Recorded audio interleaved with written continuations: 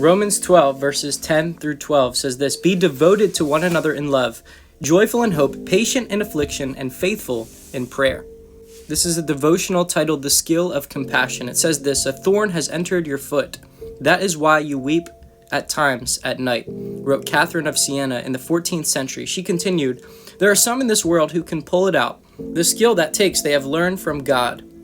Catherine devoted her life to cultivating that skill and is still remembered today for her remarkable capacity for empathy and compassion for others in their pain. That image of pain as a deeply embedded thorn that requires tenderness and skill to remove lingers with me.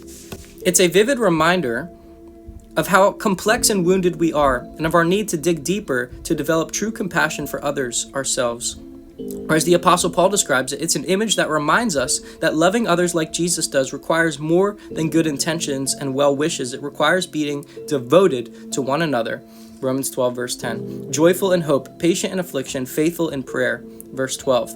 It requires being willing to not only rejoice with those who rejoice, but to mourn with those who mourn. Verse 15. It requires all of us. In a broken world, none of us escapes unwounded. Hurt and scars are deeply embedded in each of us, but deeper still is the love we find in Christ. Love tender enough to draw out those thorns with the balm of compassion, willing to embrace both friend and enemy to find healing together.